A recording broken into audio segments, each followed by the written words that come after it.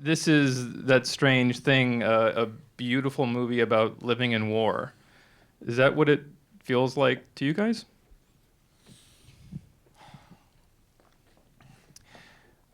I think this is such a remarkable experience because when we saw the footage that they captured, we just couldn't even believe that it existed, that they had the presence of mind to tell their story and to keep putting beauty back into the world. It was just, we'd never seen anything like it. From the very beginning, we understood we will not focus it on destruction, we will not focus it on evil, we will focus it on beauty of Ukrainian culture and nature, and especially beauty of people who defends their culture, their nature, their homes, and their friends.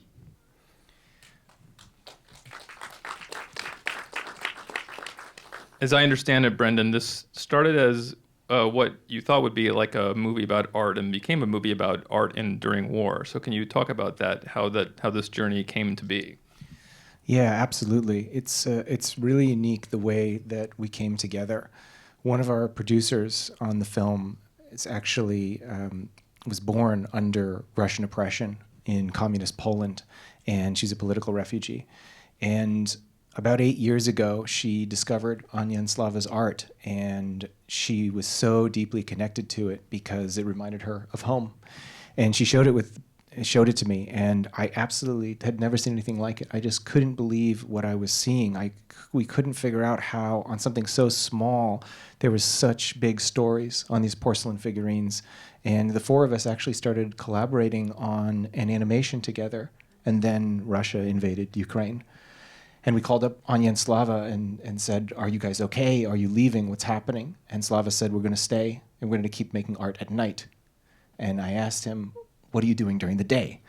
And in this moment, I learned for the first time that Slava was in the Ukrainian Special Forces and that he was training civilians, peace-loving people, to fight people that didn't want to have anything to do with war. And we all felt that this was such an incredible opportunity to share the story with the world. And we wanted to figure out a way to bring cameras into Ukraine to do that. But you can't just FedEx something into a war zone. So we actually discovered that there is an amazing network of volunteers in the United States, and it was a hairdresser in New Jersey who was moving medical supplies and paramilitary equipment into Ukraine through Poland. And she said, "I will bring your cameras with these first aid kits." And she would drive them through Poland and 15 hours to the front line. And these cameras arrived in the hands of Slava, our cinematographer, Andrei. And there was this moment where I was trying to figure out, okay, we have 6,000 miles between us. We don't speak the same language. We're separated by two cultures. How can we empower them to be able to tell their own story? And I asked Anya around this time, "How are you feeling about what's happening?" And she said, "We're so alone here, we feel like we're on the moon." And this triggered something in me. I remembered Apollo 13. I remembered that when these astronauts were stranded in their space capsule, that back on the ground in NASA, they had a duplicate of every single piece of equipment. And so for every camera, every lens, every microphone that I sent into Ukraine, we had the same thing here in the United States. And we created an impromptu film school. Every day we would get on Zoom, we would use this common language of art, this universal language to communicate in order to empower them to tell their story. And what they taught themselves how to do and the bravery that they poured into their art and into this film is what you saw tonight. It was such a pleasure for us to work with Brendan because his incredible guidelines. We never think about how to do it. We just take our camera and film it.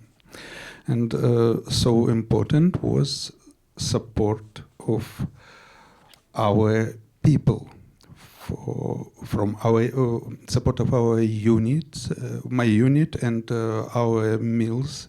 So many people help us because they think it's important. It's really important. And I was able to work on film only because when I take my camera, somebody take my rifle and fight instead of me.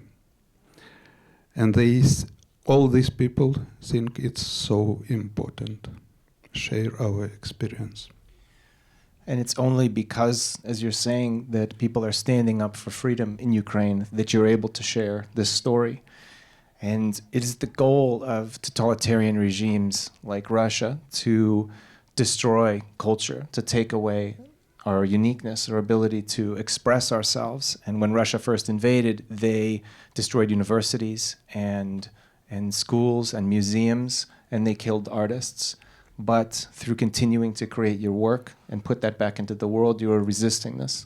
We never can fix this destruction. We never, nobody can bring back to life our killed artist, and because our culture is priority target of Russian attacks, we must work instead of these people. It's our duty create our art. So when you're learning how to make movies, you're taking you're already an artist. You work with these figurines. Andrei is a painter. How did you translate your view of art from those mediums to what film can do? What was that process like of learning how the power of film? Well, I can say that even in the process of teaching Slava and Andrei, we used the universal language of art that they already had and that I already had to kind of bypass the fact that we didn't speak the same language. I don't speak Ukrainian. At the time, Slava's English is very good now, but at the time, you were not speaking English yet. But we communicated using drawings and storyboards and paintings and references and looking at sculptures and photographs and all of these things. We used this universal language of art. And what they were able to do is everything that I showed them about, okay, here's what you can do with the camera or lens or light, they were masters at it instantly because they had been visual artists for decades. And the way that they translated their ability as a sculptor, as a painter, into cinema was as if they'd been doing it their whole lives. It was a miracle to watch it. It was really easy for us because we understood our project have Brian in Los Angeles, and we must be eyes of our project and just look attentively and film more and more. And we filmed 500 hours. We ended up by the end of the production with 15 cameras in Ukraine, between body cameras and drones that were filming the activities on the front line, and a number of cameras that Slava and Andrei were, so eager and so brilliant to use. Slava, was it your idea to take cameras into the war zone part? Or was that something you talked about with Brendan first? Oh, I'm not so brave to film in a real mission.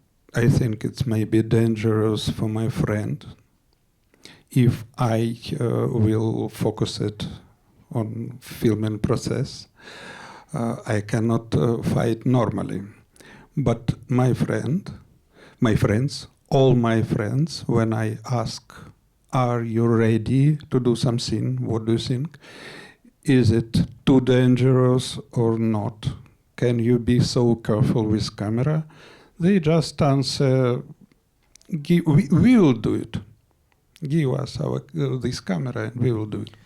And we were speaking with them after they had begun filming, and they said to us, we picked up this camera because we felt if we could record what we were going through, maybe someone else wouldn't need to stand in our shoes. And we just thought this degree of bravery, not only the presence of mind to turn on the camera, but to be able to do that day in and day out was absolutely remarkable. And they're just normal, they're regular people. They're farmers, they're calm contractors, they're just like us. And these people are they were so happy and so successful in their civilian life.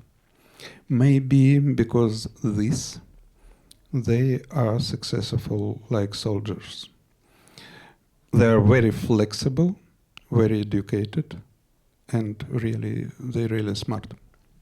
And Deaver made me think that he was a art critic in the making. I mean, here's this weapons guy who's looking at this little dragon and making these beautiful observations about the work. I thought, you're an art critic too. Absolutely. Absolutely. Also, he is very successful weapon designer. Now, powerful machine gun, his design, used in Turkish Navy. I'm kind of curious. So, Brendan, this stuff is coming in, images, sound, and I know the documentary filmmakers often, discover what a movie is as footage is coming in. So, can you talk about what you were learning this movie was as their footage was coming in? We were in a really unique position. I mean, often when you make a documentary, sometimes you're able to film and get everything in the can, so to speak, and then edit. But because we were in this situation where the war was unfolding, we edited while they were filming. This process was completely simultaneous. And so the cut itself actually followed Anya and Slava's lives very, very linearly. And the process of discovery there was just trying to see how could we share with the audience what it was like to be in their shoes? How during the day they would, there would be shelling, they would be out training or fighting, and then at night they're still be able to go into a creative space. And I just wanted to say, what is it how can this be the same person? We wanted to just answer that question. How can somebody be living this dual life, as you say in the film? And this discovery was just a completely organic process. We kept going, and the rhythm of the footage was really deeply inspired, to be very frank, by the music of Daka Braka. This was an early discovery that we made, and we actually cut the film to Daka Braka. We were trying to figure out what score could possibly work for this, and Slava started playing the music, and we just felt nothing else. You could never write music for this film because the spirit of Ukraine is so deeply imbued in what they're doing already. And the band even is touring now, and they're donating what they make on the road to musicians who have been forced to fight, and it's just incredible what they're doing. So everything was truly organic. It was just about bringing people into their lives. And Slava, Brendan's discovering the film, but you are making a movie, still making art. Did your relationship to art change as you were experiencing this? Did you see art in a different way, who you are as an artist? I'm not sure. Anya and me try to fix our normal pre-war mode. Really, Ukrainians are very peaceful people. Ukraine never fight during all time of Ukrainian independence. We never have any military ideas. We are really peaceful people. And now we still cannot understand too much about war. We just hate this violence and try to defend our culture, because we try to defend our point of view of culture and our art. Talk about the animation, because one of the great things about this movie are the extremes of feeling. You have these kind of like observed moments, the war and at home, and then these transcendent expressions through the animation. Can you talk about that process? Well, the animation was a part of Porcelain War before the film even began, because that was the genesis of our collaboration. It was just this question of, they weren't creating objects, they were creating something that would hold the truth of their lives. And so we were working on the animation, and we were trying to figure out, normally, again, you would edit the film, and then that would be done, and then you would do all the animations that you need. But we had to do everything at the same time because there was such urgency with sharing this story with the world. And so we wanted to ask the question, okay, how can we make these animations when we're still filming? And we realized that the work that they're making, it told their past in Crimea, this peaceful, beautiful, idyllic past, the war in the second animation, and their dreams about the future. And this was such an inspiring thing to look at past, present, and future that we shared Anya and Slava's work with an animation collective in Poland. And they felt such a deep kinship between Poland and Ukraine that they actually hand drew 7,000 frames of animation. They studied 10 years of Anya's work, and they learned to animate in her style. And that's what you're seeing on the skin of these figurines. Yeah, because when something is that meticulous, and you see how, I mean, and she is so meticulous, you have to honor that with the animation, right? I mean, it's got to reflect that. It was really, and Anya was really surprised by this animation. But this animation is one of the most important part of our movie. As for me, this animation gave us this incredible opportunity, never show something too terrible, but speak about this. Because I was scared. I think if something in our movie will looks like news, nobody know who survived next year, and our movie just transform in old news. But this, and we escape all these terrible pictures, all this blood and death. We try to show beauty. And because of this animation, we find a language how to speak about these terrible things. I think it's fitting that you brought a source of light with you. We've been talking about light with Frodo, who looks like maybe Frodo is sleeping a little bit, maybe. Can you give us a sense of what Frodo thinks of this journey that you've been taking, going around with Frodo in the film? Frodo, he is 8. He really friendly. He like people. Sometimes he is tired, but he like audience. He like attention. He not dependent of food, but he dependent of love, like all of us. Let's get some questions if we can. I think we have wait for Armando with the mic, and he will bring you the. Thank you so very much for a most moving story. We watch the Ukrainian battles every day and really feel horrible what's going on. And this was such a different kind of presentation of a war and people living and struggling. Could you give us an update on, because I think it stopped in last year. So where's the family? What's happened?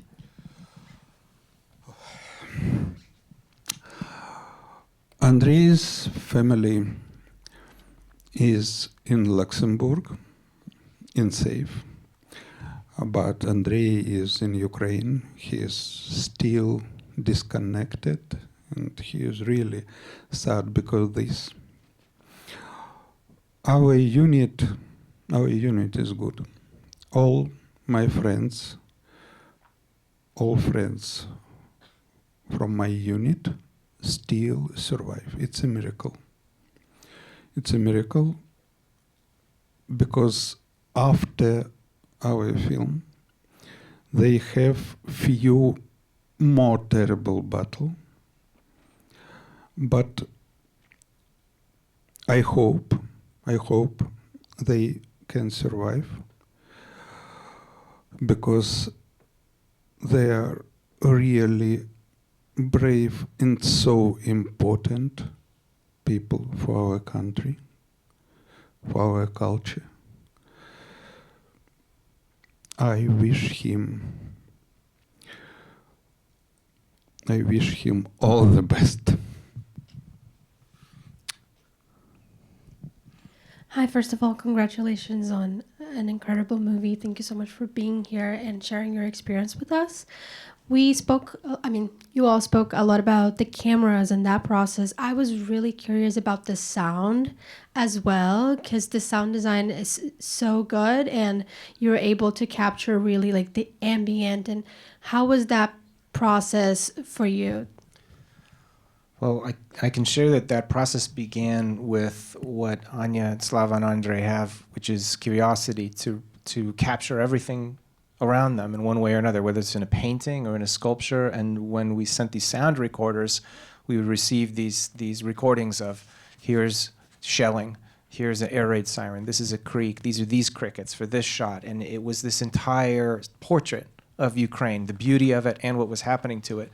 And sometimes we'd be getting these files, and then Slava would text me and he'd say, there's been shelling tonight, the internet's out, the power's out, the heat is out, and I couldn't sleep. I was losing my mind, wondering what would happen.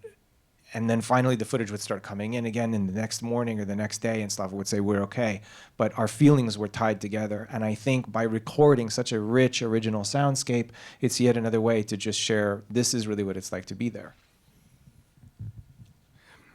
Because I have not filming experience, I try to spoil it all, but we always have something extra. From the very beginning, I shot near the camera and destroyed camera's microphone. And it was only first our issue, but we always make something extra, and because this, we finally have something.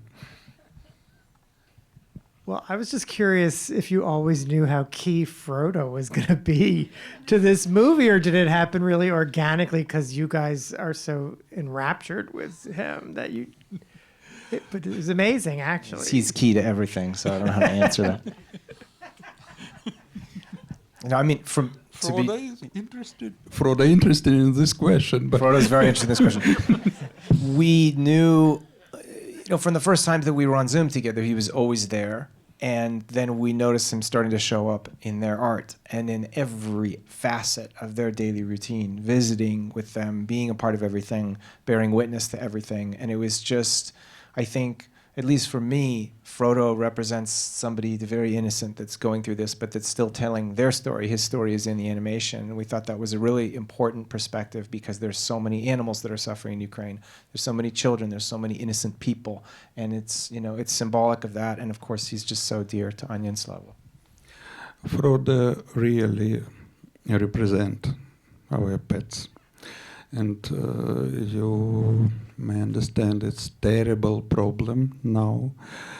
And we support our animal rescue. And you can find on the site of our film, you can find contact of our animal rescue. They make incredible work. You may know, donate. Now rescue one Ukrainian dog they wrote me yesterday $18. One life cost $18. If you feel motivated to help, porcelainwar.com, we have a number of really amazing organizations. Thank you. So I love the film, by the way, and thank you for coming here, both of you. But my question involves about the sort of the split, the delineation between the parts of the film that focus more on the fighting, the war itself, and those that focus on the art. Obviously, I thought you guys did a really good job of synthesizing those two and finding a common thread between the two. But could you talk about your process of figuring out sort of what portion of the film you wanted to devote to the art, and then what portion of it you wanted to devote towards war? Was that something that was really uncovered in the editing room, or was that something that was really intentional from the get-go? I can definitely say that it was really, really uncovered in the editing room. It was, as I was saying earlier, the goal that we had was that the cut could as closely as follow their lives as it progressed through time, right? The film occurs pretty linearly in a sense, but also in terms of that balance. And it always felt to us, anytime that Slava had to fight or Saigon was on a mission, that they were resisting in that way. They were counterbalancing it almost just as you're inhaling and you're exhaling, right? They would then create art. They would put something back into the world. They would still try to live life and share with everybody and film and be making something. So there was a natural rhythm to their lives, and we just tried to echo that as best we could in the cut. Well, I want to thank you both for coming, well, all three of you for coming, and bringing this beautiful movie. You've made a war movie that's really a love story about people and survival and art and your country. So thank you very much, and thank you for coming. Thank you so much for having us. Thank you all. Thank you so much. Thank you for being here.